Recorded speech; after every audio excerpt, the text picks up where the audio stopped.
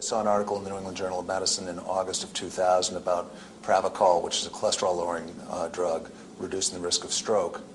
And it seemed to be a biased article.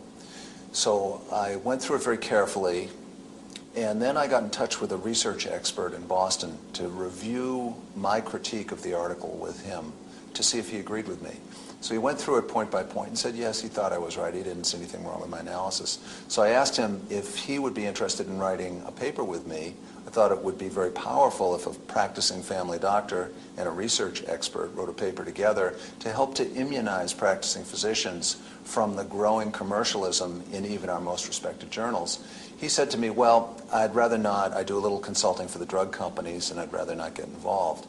And that really was a turning point for me, because I naively had believed that the universities were the overseers of the integrity of medical science and knowledge in general.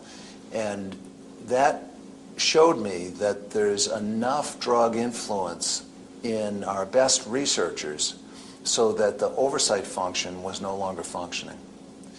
And then a year later, I saw a review article in the New England Journal again about Celebrex and Vioxx, and it seemed to be very clearly biased in favor of promoting those drugs. I noticed that both of the authors had financial ties to the drug companies, and at the time that was against the editorial policy of the New England Journal. Now these journal articles are handed out by salespeople in doctors' offices. So now if they can't rely on the journal articles, they're even more hard-pressed to find out accurate drug information. This transformation in the purpose of that knowledge has happened so quietly that the watchdogs not only haven't been able to keep up with it, but the watchdogs are largely drugged. So more than half of the budget of the division of the FDA that approves new drugs and oversees drug safety is funded by the drug companies. 90% of the clinical studies are funded by the drug companies. 59% of the experts who write the clinical guidelines that create imperatives for us to follow have an active financial relationship with a drug that's being considered in the guideline process. About 70% of our continuing medical education that doctors participate in to maintain their state licenses is funded by the drug companies. And we all know that there's now one drug rep for every 4.5 practicing doctors. So the drug companies are spending about $30,000 per doctor each year for marketing. The pharmaceutical companies spend a lot of money on marketing. It's probably close to, in 2005, probably close to $20 billion. It's well documented that the drug industry spends roughly twice on marketing what they spend on research and development, and this really demonstrates the drug industry's skewed priorities. And though industry will say the marketing costs don't affect the cost of drugs, they do say the research costs affect the cost of drugs. So though I'm not an economist, I don't see how you can have one but not the other, and that in fact, just like the research costs may affect drug costs, I guess that marketing costs probably affect them too. They're more interested in marketing drugs of questionable innovation to the American public than they are in researching genuinely innovative drugs that will be real breakthroughs for diseases that not just Americans but people all over the world are suffering from. So the fact that they spend twice as much on marketing as they do on research really undercuts their argument that they need the high prices that they force us to pay in order to somehow pay for all this supposedly innovative research that really isn't taking place. First of all, they always claim that their prices have to be high because of all the research they do. Well, in truth, most of their research goes towards Me Too drugs. Those are drugs that just simply imitate other drugs that are already on the market that do the same thing. They're not saving lives. They're not changing things. They're just a different drug company trying to get a piece of the market. The notion that we got to learn zillions of things because there are millions of journals being published every month is just not true. In fact, very little that comes out in the 30 years that I've been a doctor has really changed my practice, has really been important. There have been a few things, but you know what? It wasn't hard to know about those things. Those things were so dramatic that you couldn't help but learn about them. Good example, the All-Hat study compared diuretics, fluid pills, which are very inexpensive, beta blockers, which are very inexpensive, and then 3 expensive classes of antihypertensive medications. Well, it turned out that the diuretic that costs only $30 to $50 a year was equal to or superior to all the other drugs in preventing the complications of high blood pressure. So the British Medical Journal published a wonderful article in which they interviewed a strategic marketing consultant for the drug companies, and the interviewer said, well, isn't this going to be a problem? Your expensive drug is not as good as a drug that costs $30 or $50 a year. And he said, no, this won't be a problem. We have a $10 billion industry. We'll have 55 promotional events, and this data will go away. It'll fade away. And I believe he was right. It did fade away. And this is another thing that gets gross, is when they come out, because it's going to go off of patent, right? So it's going to be, a generic can be made.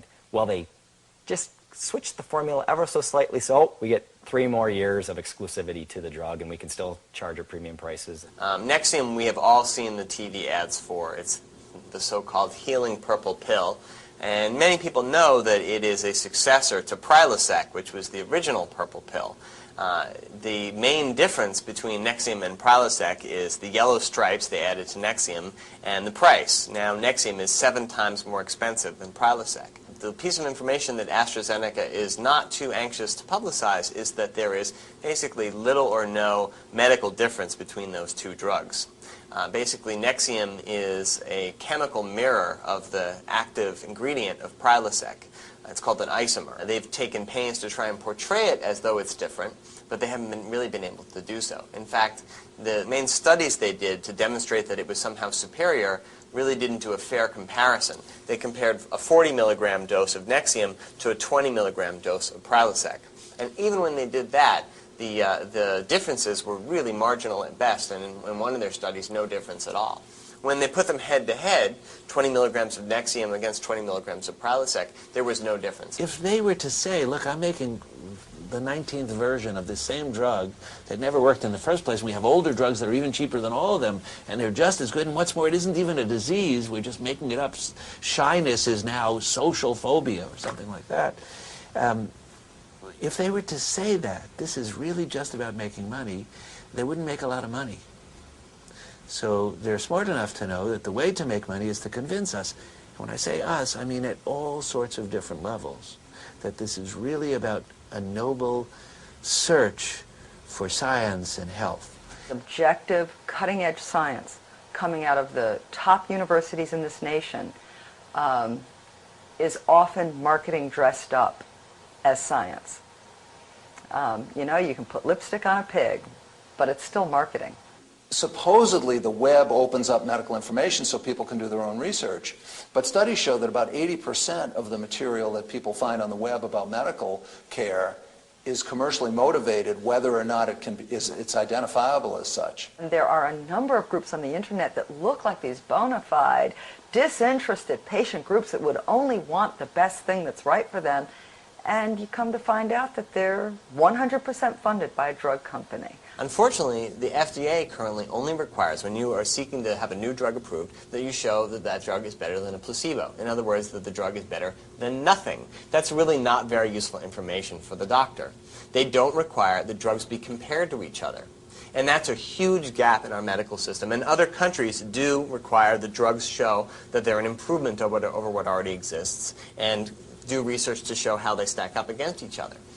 There are some publications and research institutions that are doing this kind of research. The biggest one, the most important right now, is the Drug Review Effectiveness Project at the Oregon Health Sciences University. And this basically is a meta-analysis where they collect all the different studies comparing drugs within a class to each other, and they make conclusions about how they stack up and which ones are really the most effective. Now, for consumers, much of that research gets distilled on a website done by Consumer Reports. It's called Best Buy Drugs.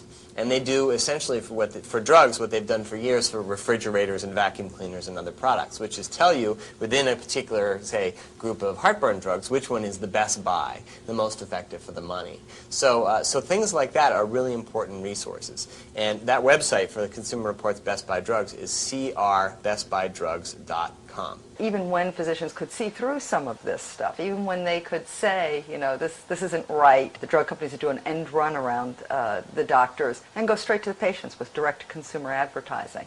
And patients would start demanding these drugs. And what they found was, I mean, a study clearly showed that when patients ask for a drug, doctors will often yield to that request, even when they know that's not always the best choice. I had been in practice for 20 years. I closed my practice 10 years before, so all the patients in my practice I had been working with in a small town for at least 10 years.